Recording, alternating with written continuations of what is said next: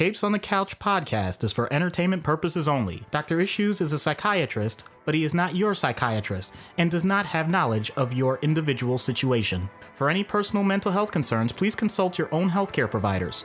For medical emergencies, please call 911 or the designated number in your area immediately. Remember that you are not alone and help is out there.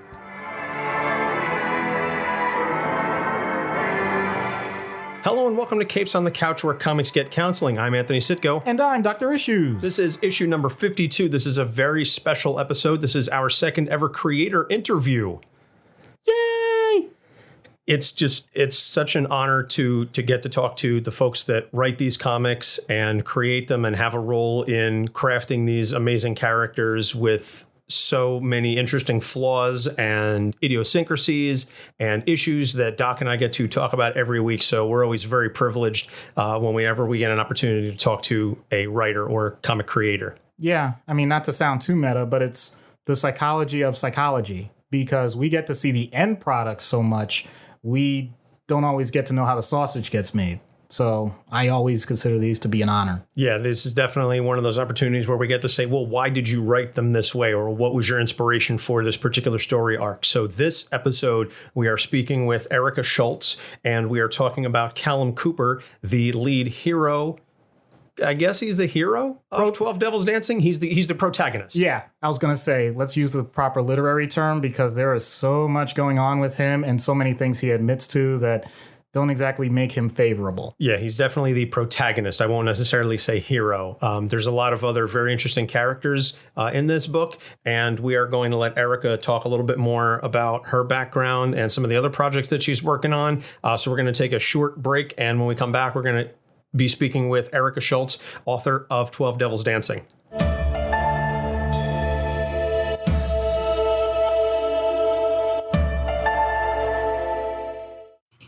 Everybody has a story, and not all of those stories are clear black and white issues, even when we think they are. We wonder, how did this happen?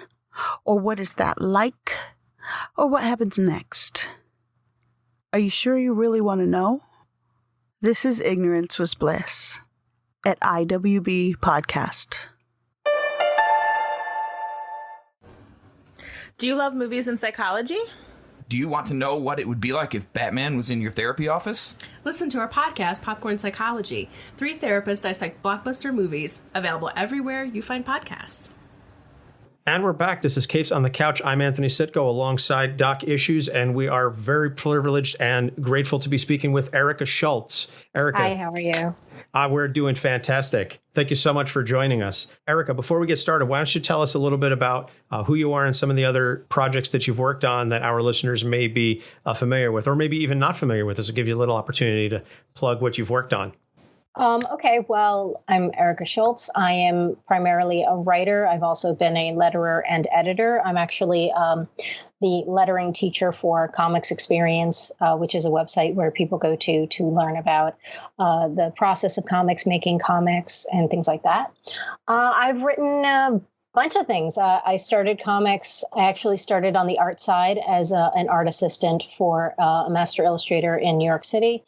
And I started doing some animation for the Astonishing X-Men motion comic about 10, 12 years ago. And since then, I started writing M3, which was my creator-owned work with the Spanish artist Vicente Alcazar. And since then, I did a bunch of things. I was part of the DC Comics New Talent Showcase. I was part of the pilot program. So I probably still can't talk about the things that we did. I got to write Hawkgirl through that. I've written Daredevil for Marvel. I've written for ABC Television and Marvel, doing a graphic novel for a TV show they had called Revenge. Let's see what else I've done. 12 Devils Dancing, which we were going to talk about. Where We Live, which was an Eisner-nominated anthology. Yeah, I've done a lot of stuff, and my brain is totally getting fried right now, so I can't even remember everything that I've done. We understand. Just Google me. Google me. There you go. And where are you found on social media and other websites? Well, I'm ericaschultzwrites.com is my website. If you go to, there's a tab that says Things. you go to things, you can basically see everything that I've done. So all the things that I forgot to mention will be listed there.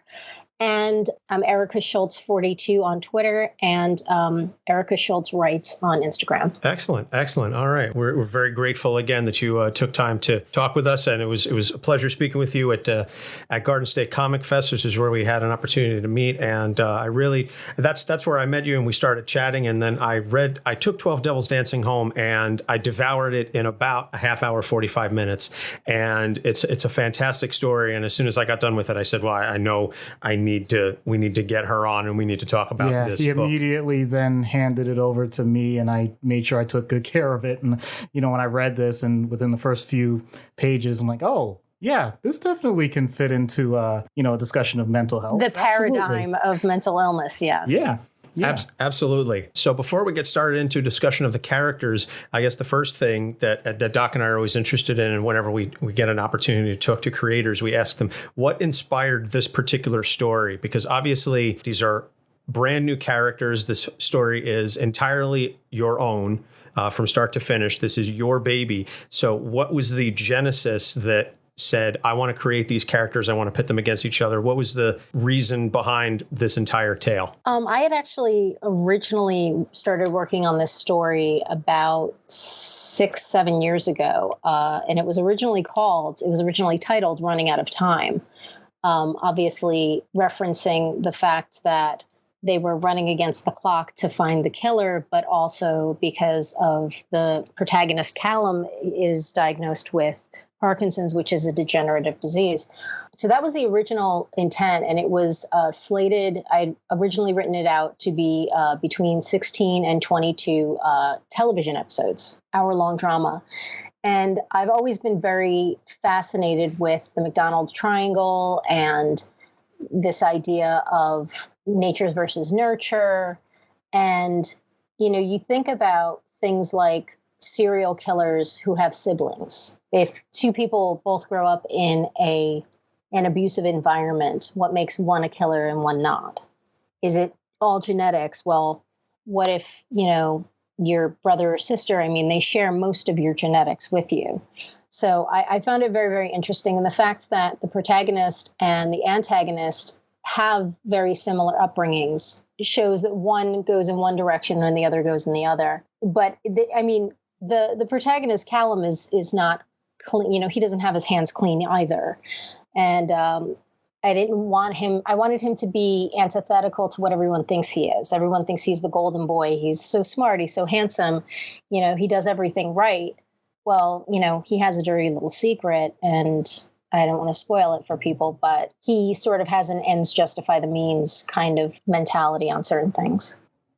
Yeah, like I said, it was definitely very interesting. And I forgot when you were talking about adapting it from your original pitch for television. I remember speaking with you at the convention about that. And then when I was reading it, it just seemed to flow so smoothly. So I give you credit. And I remember you explaining to me how difficult it was to boil down the story from the number of 44-minute episodes that you had to write out to this very tight and concise story. And I would be very curious, maybe if this book continues to sell well, maybe there could be like an additional editor's cut or a writer's cut where you can throw in some of that additional material that would have been included in a television series. I'd be interested in some of that. I would love to have that. I would love to have that opportunity. I would still like to pursue it in a streaming series or on television, because there is so much that I've written as backstory for these characters. There's a lot of the, I guess you would call like B and C characters have a significant amount of backstory written as well. A lot of the things that were in the original pitch kind of had to become throwaway lines, like Callum being a veteran, and Aisha's grandmother dying of Parkinson's and having witnessed the decline and things like that. Those are all things that were vastly explored in the original concept. Yeah, I'd be very curious to see what went on between Callum and Dr. Dennis Snow, Yes. and all of that backstory that is hinted at and alluded to in the comics, but you never get the full backstory. I was reading this and going,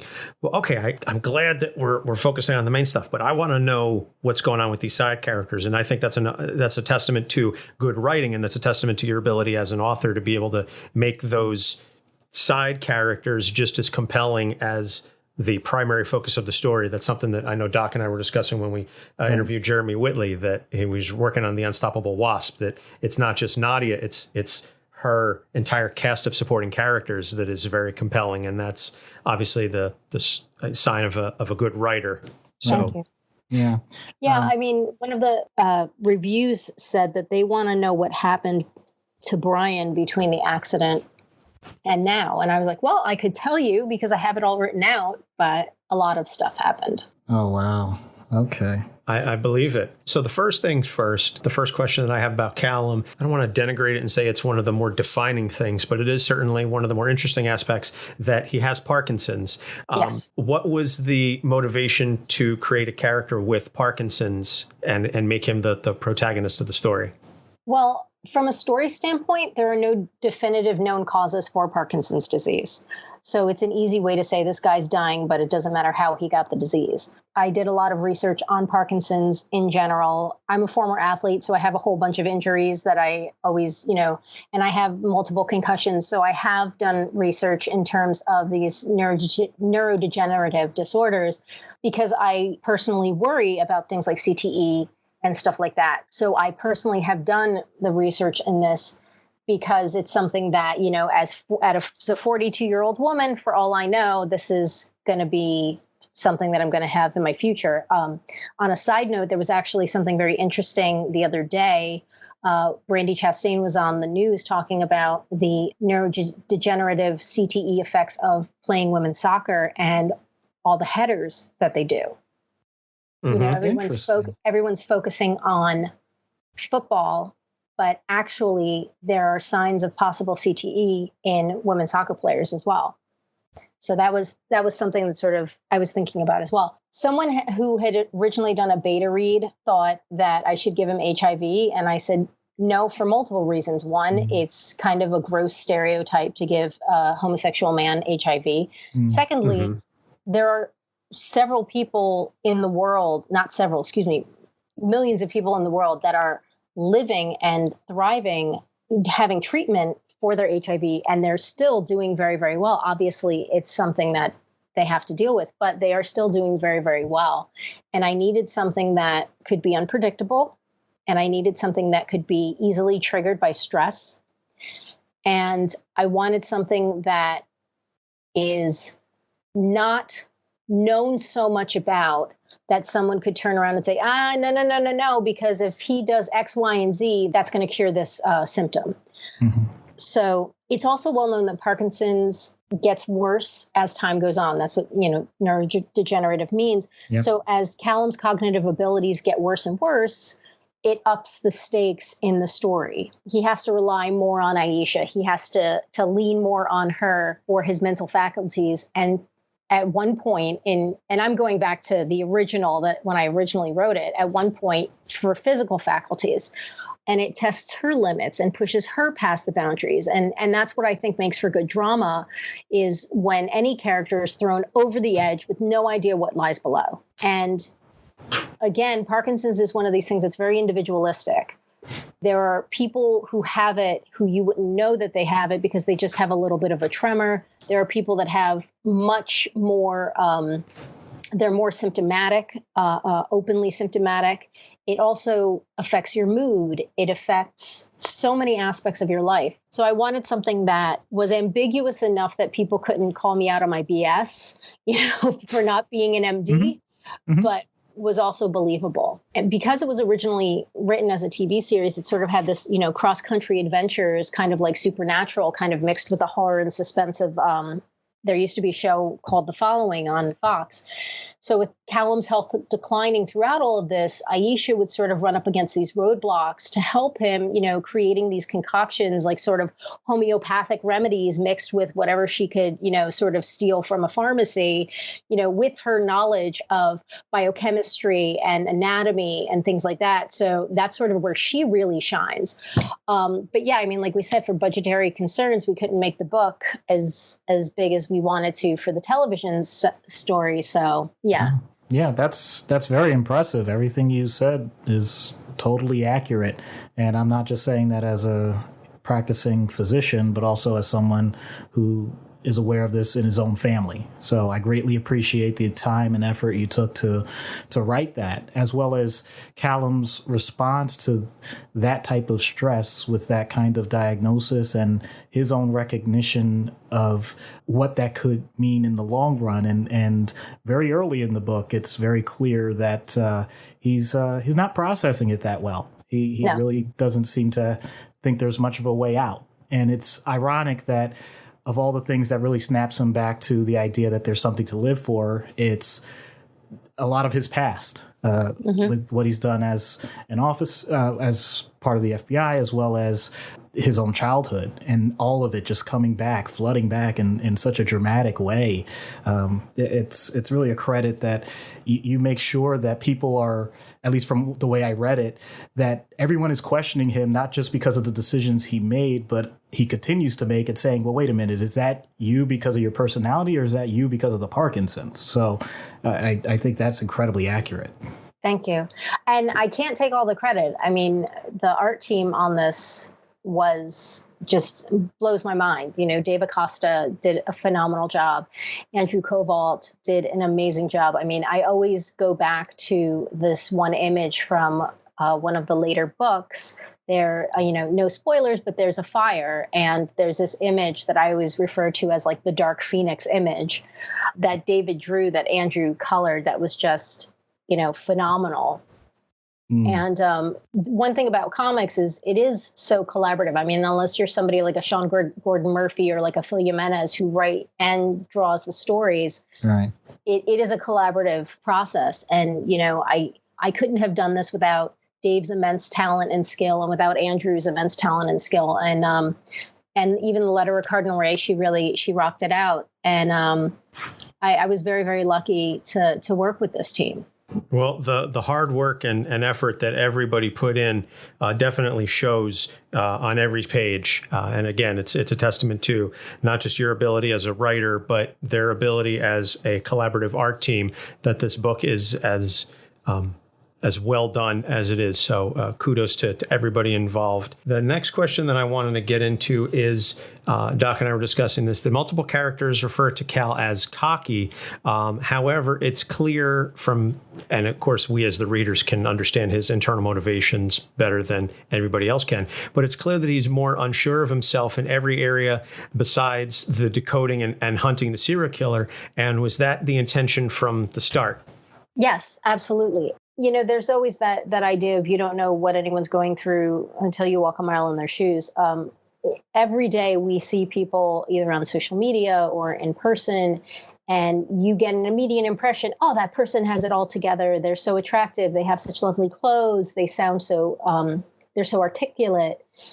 And you have absolutely no idea that underneath they're dealing with a family trauma or in Callum's case, a fatal diagnosis. And it's really easy to look at somebody and say, oh, well, they act kind of snobbish because they have it all put together. Callum is, his confidence is sort of a fake it till you make it kind of thing. He's no different than anybody else, but you have this immediate sort of idea of, here's this attractive guy who obviously looks like he's got it all, not knowing everything that he's going through. And sort of Aisha makes sort of a jab at that when they first meet. And Aisha's the same thing. She has incredible confidence in her abilities. She's so intelligent. She even refers to herself as the smartest person in the room. And she's confident in her abilities, but when she's faced with a situation she has no idea to handle, she does what anybody else does, which is, oh my God, what do I do? So it's not a facade per se, but it definitely is sort of I'm so broken on the inside that I have to portray this overconfidence on the outside to sort of keep people at a distance in order to protect sort of the shards that are rattling around on the insides, if that makes sense. Yeah, absolutely it does. I appreciate that discussion of it. I mean, I think it's great that you mentioned that about Aisha as well, because she, of course, went through her own thing that, led to a few negative experiences, and she's trying to pick up the pieces from that. So, yeah, I think we could see that in multiple characters. It just so happens that Callum is front and center for so much of it that, it's interesting that it's definitely portrayed in multiple ways, and the emotional responses and the way that they play off of each other is pretty endearing, in my opinion, between Aisha and Cal. So, once again, just a lot of credit to you on that. The subject matter is so dark and so, you listen to any true crime podcast and this stuff could really happen. It's so dark and so bleak that I wanted there to be this smart ass relationship between the two of them, because their banter is the only levity that this book really has. And I think, when I was, again, when I, and I should stop doing this, I should leave it as a book and stop going back to the original concept. But, I had all these fabulous situations with the two of them where you would see this back and forth banter. And it really showed this incredible brother-sister type relationship where they truly care about each other. One of the things that I think we see a lot in books and with Hollywood is that if you see two main characters, that they're almost ultimately going to be lovers, no matter what their orientation is. And I didn't want that at all.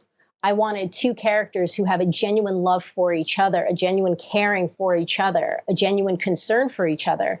But in no way is there a romantic connection.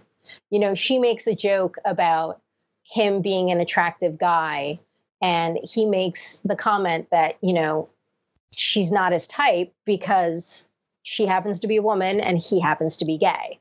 And that sort of surprises her. Yes, there's comment like you have the wrong equipment or something like that. Exactly. And I ran that by a few friends of mine, and they're like, that's not offensive. I ran it by a few male friends of mine who happen to be gay. And I said, is this an offensive comment? They said, we don't feel it's offensive, but we're also your friends. So, but, she comes up with this idea of, oh, wait, here's this older man, she's 20 years old. He's 43. Here's this older, attractive man who's saying that he can help me out. Now, mind you, it's a ruse because he just needs her to come with him.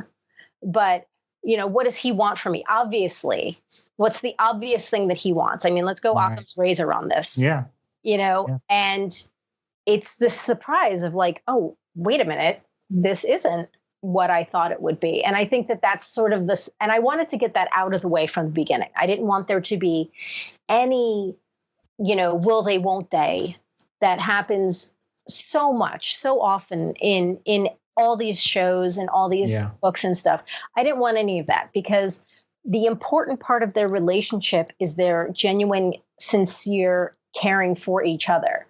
There's a sequence later on in the book where she talks back to him, and I think it's a funny sequence because I guess like, oh, I wrote it, it has to be funny. Some people might not, but she's trying to help him, and he's having one of these more or less, I would say almost like a tantrum, because he's having a difficult time processing what's happening. He can't process it in real time, and he's getting frustrated and angry, and he lashes out. And that's something that his neurologist has said in the in the first 8 pages of the book. These mood swings are going to get worse. The confusion is going to get worse. You're not going to be able to deal with things the way you used to. and it's going to frustrate you. And that's something, and she talks back to him though. She's not going to take his BS. Right. She's not going to allow him to speak to her that way, because she knows on one level, she knows, yes, he's not doing this on purpose. He's not saying these hurtful things to be hurtful to me. At the same time, he needs to know that these things are hurtful, and I'm not going to take that garbage. And that's part of their relationship. At the same time, she still sticks with him. And I think that's what's important. Yeah, it's very much a fire-forged relationship, and I've always been interested in situations where two characters that ordinarily would not really interact in any major sense of the word are suddenly thrust together, and now they have to work together because all of these external forces are acting upon them, and they have to put aside all of their differences and get whatever this end result is. And I've always been interested in those kinds of stories because I love the notion that you have to put aside all of your differences, because I think it just speaks to a little bit more of like a humanist mindset, that if we all sort of collectively put aside all of our petty differences, we can actually get a lot accomplished. So I think it's a microcosm of what I would like humanity and society to be on a grander scale. So I think, just again, that's me personally, but that's one of the things that I really dug about the vibe of this book, was seeing them go through all of this, and as they continue to grow closer and closer together, again, not in a sexual manner, but just in a, I really sincerely want the best for you, I care about you, et cetera, and I want you, I need your help on this, and we're going to get this done together. I thought that was very, very well done and very well illustrated. I know that there's a funny line in the movie Speed where Sandra Bullock makes a comment about how, two people during a traumatic event make a bond. And Doc, you can probably speak to this, but this idea of two people during a traumatic event may have absolutely nothing to do with each other, but they form a bond because they have this traumatic event in common. And I know I was in New York on 9/11. I was, there was a young woman who I didn't know, and she and I spent the entire day walking the island looking for places to donate blood. And she and I keep in touch. We would have never met each other ever if not for that circumstance. And we have absolutely nothing in common except for that. And she's a wonderful, amazing person that I'm so glad that I would have known. I think when you put aside your preconceived notions, like Aisha's preconceived notion about Callum wanting to sort of extort sex from her, and his preconceived notion is, oh, well, here's some, 20-year-old club kid. Right. You put those aside, and these are two very intelligent people who have both been through a lot. Yep. They're going to try and work forward. And there's a common goal there. And the common goal is basically survival. I mean, what else do you need in the world is survival. And, it's like Maslow's hierarchy, We have mentioned Maslow's hierarchy on a number of occasions. And in fact, I was just listening to our friends over at Freudian Sips, and they did an entire episode on Abraham Maslow and the hierarchy of needs. Right. That's my psych minors peeking through. No problem. I mean, and you're absolutely right when it comes to any, major shared traumatic event that's especially public knowledge. We can't control exactly what gets released at what time when it comes to endorphins, which in theory are positive, as well as norepinephrine and epinephrine, so the whole fight or flight response. So we're all just totally primed at that point to latch on to whatever we think is going to allow us to survive. And strength in numbers is a very common human tactic. So especially since you reference 9/11. I mean, we're two Jersey guys. I was actually in college at the time. Same. God, you guys are so young. It was just we're 37 and 38. So we're I feel old. I'm older than everybody, I feel. I'm 42. I feel older than everybody. But go on. I'm sorry. No. I'm not going to let that go. You made it sound like we're talking decades. It's it's a few years. It's okay. It's okay. You have. My husband was in grad school, and I was just like, oh God, I feel so old. And it's funny you mentioned college, because I was going to say, obviously 9/11 is something that everybody can certainly understand. But I think going back to the notion of everybody going through something together and collectively bonding on a much less dramatic level, just even college freshmen, you find that the people that you live in that dorm with, particularly freshman year, you become very close with very quickly because you're all thrust into this very unfamiliar environment. You're all going through a lot of the same experiences simultaneously. And because you are living with these people and you're surrounded by them basically 20 hours out of the day, you develop these bonds very, very quickly. And some of my best friends are still from college because of what it is that we went through together. And again, it's nothing certainly as dramatic as a major national tragedy, but it is still that notion that if you go through a lot of these things together, you create relationships with folks that you otherwise never would have met had you not gone through that shared experience. You know, it's interesting that you mention it that way, because I do think that those two things at this point can tie together with this book. Because on one hand, you have significant periods of time where people are living together and have a very strong communal bond. At the same time, there's something tragic that happens and leads to a lot of unexpected circumstances and people having to make major decisions on the spot that completely alter lives. So, you know, well, one of the things, you know, you were talking about like dorm living. I mean, we don't want any spoilers, but there are two characters that literally live in a dorm together as children. And the bond that they have is something that it's not a throwaway. It's something that continues throughout the book. And that's one of the reasons why Callum is so, once he finds out the truth, he is so laser focused on this person, because now he knows, oh my God, this is the person that I lost, I quote, lost back then.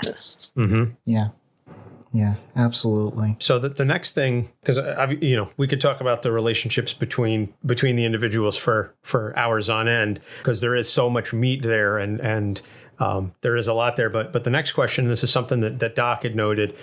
You said it wasn't a question, but it was an observation. It's not really a question. We just want to get it on the record. It's just an observation, because Anthony and I are huge comic fans. We read plenty of these things, and usually the typical stories and things that we read are, you have a certain group of people that are considered bright, considered smart, and they handle all the brainy things. And then you have all the grunts, and, you know, they do the dirty work, and, you know, never the twain shall meet. And in this case, even people that are either bit characters or, you know, don't get as much time in the spotlight, you could see that everyone has a thought process. Everyone has a reason why they're doing what they're doing. And I think it's just a tribute to the idea that, you know, I'm not talking IQ, just in general. Everyone has a certain intelligence, and the way that they apply it can make a huge difference in individuals' lives. And I saw that with just about every single character. So I just wanted to give kudos to you for that. And I wanted to know in terms of your processing, but I think we got a big hint about that this was going to be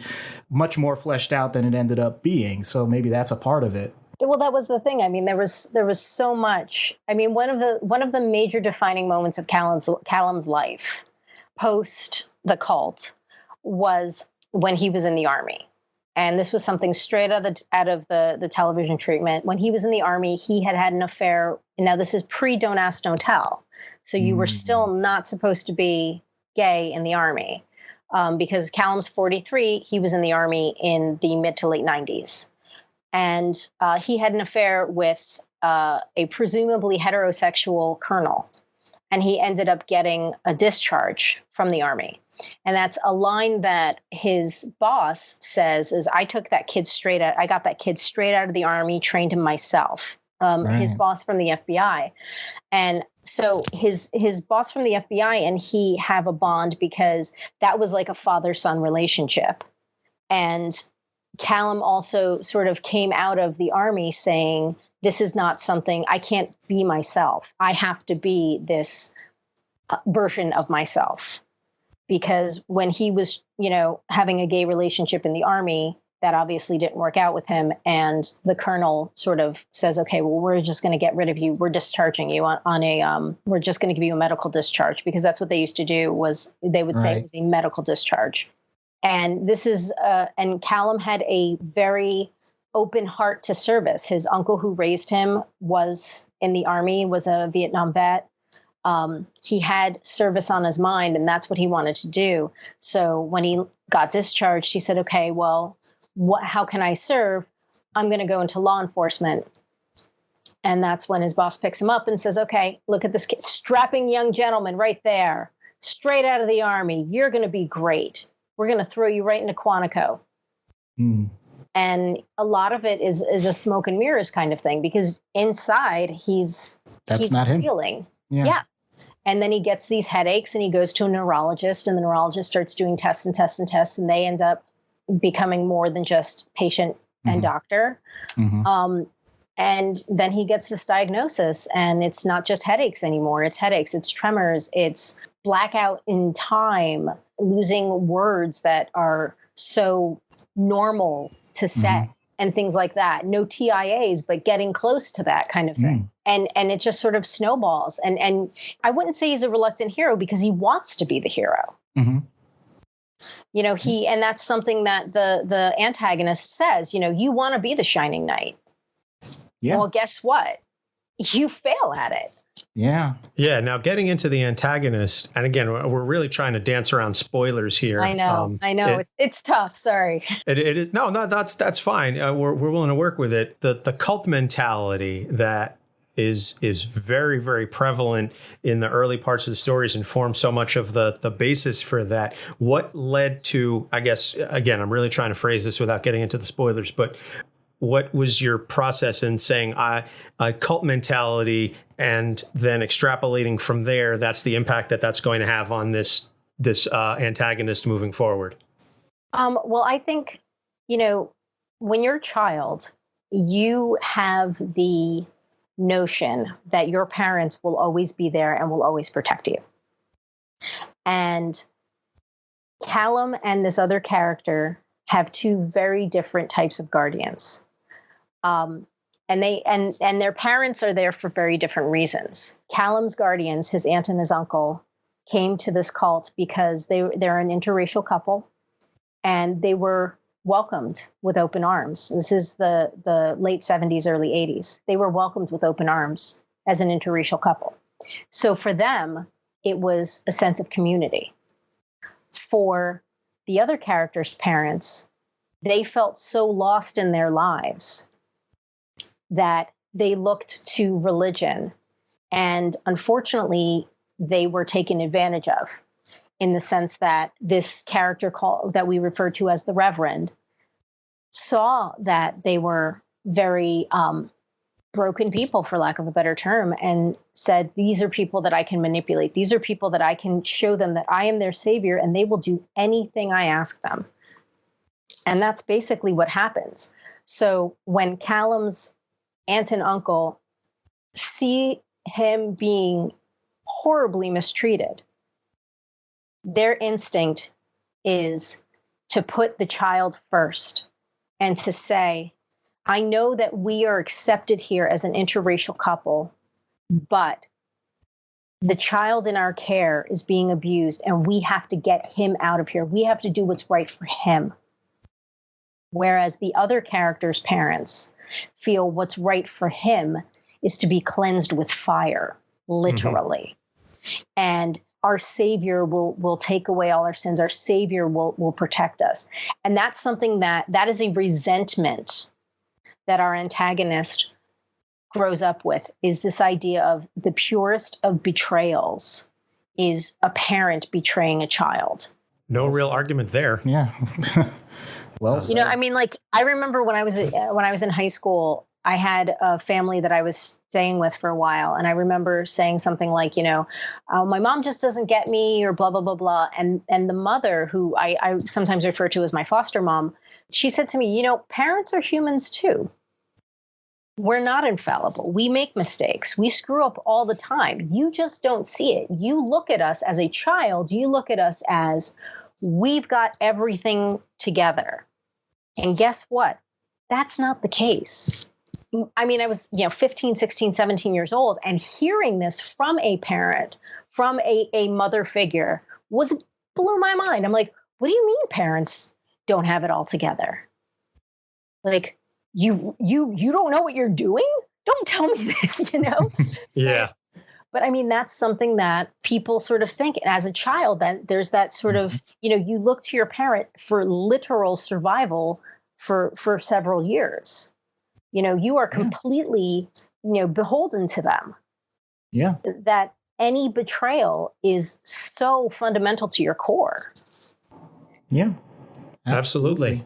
So, like I said, that I think was done very well. The last thing that I want to say, because I can't really ask a question, because to ask a question would definitely be too much of a spoiler. But I just want to say that Sabine is one of my favorite side characters, and she's got her own story too. Oh yeah, she absolutely does. It's clear that she does. Unfortunately, there's literally no way for me to ask questions about her. If you want, you can ask the question. We'll ask the question off mic. Okay. That's fair. I'll ask the question offline. I mean, so I think that's basically just about gonna wrap it up for the questions that we have. As I said, we could go on and on about the relationships in this book for an extended period of time, because it's that well written and it's that engaging and engrossing, I should say.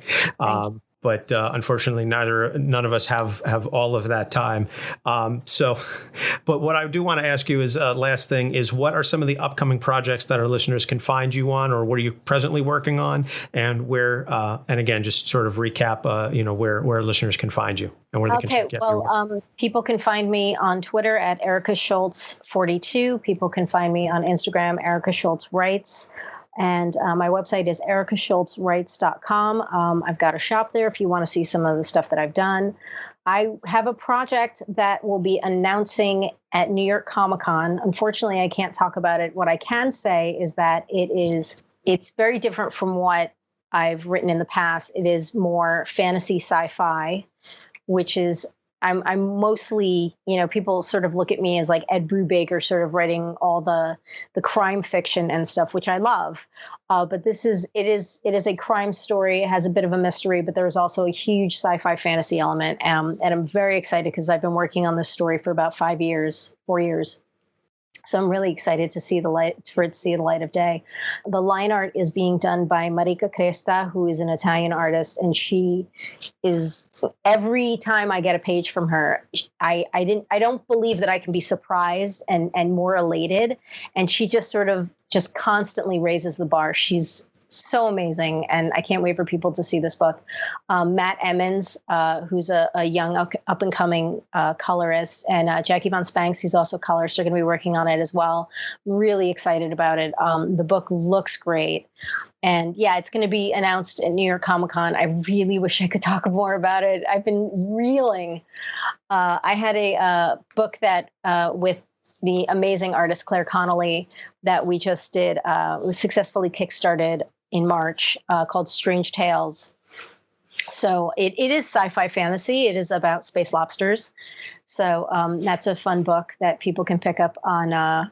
They can pick it up through my website or at claireconnollycomics.com. Trying to think if there's anything else I can't talk about anything, sadly. That's fine. Well, we will definitely touch base, because I will be at New York Comic Con, and we are in fact looking to possibly host a panel there. We're waiting. We'll find out. Anxiously waiting. Yes, we're anxiously awaiting. We have submitted, and we're anxiously awaiting to see if we'll get picked. But if nothing else, I will be there. My wife will be there, and our young infant son, who I can hear crying off in the other room right now. I'm going to do my best to be there. My work schedule sometimes allows it, sometimes doesn't. I hear you. So if we are there, I will make sure to find you and cross paths, and can't wait to hear more about this amazing announcement. Yes, I will be in Artist Alley. Oh, I also have to say that the clothing in the book that I cannot talk about is designed by the renowned, lovely, amazing cosplayer designer Giselle Ayala. And so she designed the royal garb, for lack of a better term. And she just, wow. That's all I have to say is wow. Okay. Excellent. Sounds like there's a lot of heavy hitters on this book then. So yes. We're very, very intrigued. So our listeners will be waiting with bated breath come October for New York Comic Con. So that's going to about wrap it up. Thank you so much, ERICA, for taking the time out to speak with us. We definitely appreciate it. We're going to take a short break, and then we come back. Doc and I will close out the show. So stick around. Do you or someone you know struggle through life with anxiety-related mental disorders? Ever get that feeling that you're one of the few? I'm here to tell you that you are not alone. Take a journey with me as I talk about key points in my past and how they may have led to me being diagnosed with anxiety and panic disorder. After which, we will talk about different ways to tone down the anxiety and maybe even beat it together on anxiety. The easiest way to remember the name is by thinking about how one searches for a state of zen in the midst of the anxieties of life.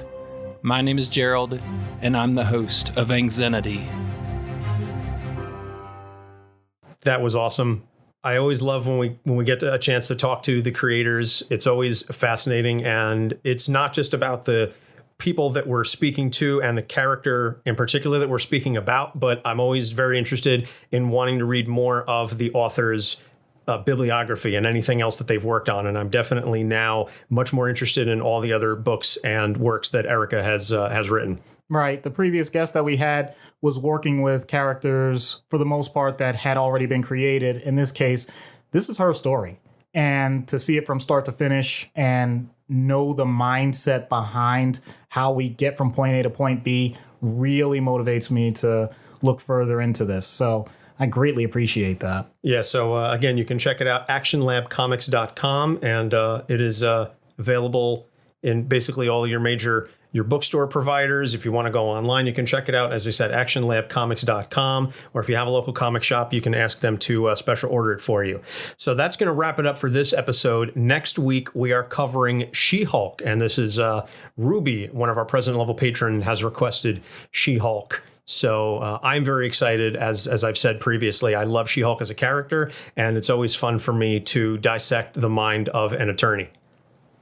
I'm going to let you go hog wild on that. I'm not even going to try and match that. Yeah, it's going to be a lot of fun. And then the week after that, we talk Jason Todd, because that is Ariel's request. And I know that Jason Todd, being a member of the Bat family, that's a little more in Doc's wheelhouse. So we get a nice little balance there. We get one episode that's a character that I'm very big on, and then we get one that Doc is a big fan of. There you go. No problem. So I'm so excited. It's all about the balance. So you can check us out on social media. You can find us on Facebook, Twitter, Instagram, at Capes on the Couch. We have a Patreon set up where you can join. You can get all sorts of cool swag. We have stickers now, as we said a couple of weeks ago, because now we have a TeePublic store. So if you go to teepublic.com/user/Capes on the Couch, you can buy all sorts of interesting merchandise with our logo festooned across it. Festooned is a word I think needs to be used more regularly. You can also find us on a number of different podcast formats. You can find us on Google Play, iTunes, Stitcher, TuneIn, YouTube, iHeartRadio, Spotify, and Podcoin, where you can get paid to listen to us. And if you listen to us on a platform that allows you to rate and review, please do so, because those 5-star ratings help us spread the word that much more closely. And thanks to our new upgraded Libsyn package, I now know that we are very popular in not only Chicago, but in also the Bay Area. Oakland, San Francisco, and San Jose are two, aside from New Jersey and the New York metropolitan area, which is where we broadcast out of, obviously. But Chi-Town and the Bay Area love us. So big props to the Windy City folks. The Bears are my number 2 football team, because my dad's a big Bears fan. And I happen to say I do like the San Jose Sharks. They're not my number 1 NHL team, but I respect to Jumbo Joe and Patrick Marleau and all the Sharks players over the years. All right. Yeah, no problem. Shout out to Chicago. I mean, I watched the Bulls and respected them, even though they eviscerated the Knicks in the 1990s. And when it comes to the West Coast, been out there plenty of times and big fan.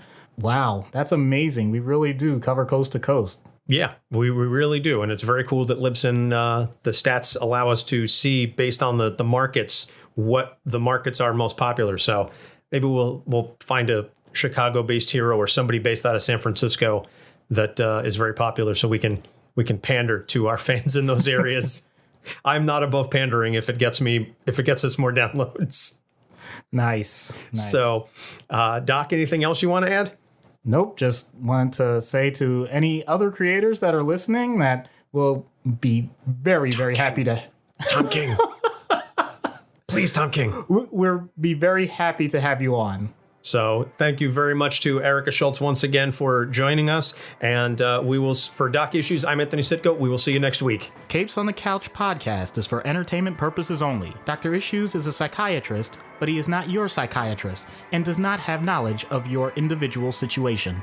For any personal mental health concerns, please consult your own healthcare providers. For medical emergencies, please call 911 or the designated number in your area immediately. Remember that you are not alone and help is out there.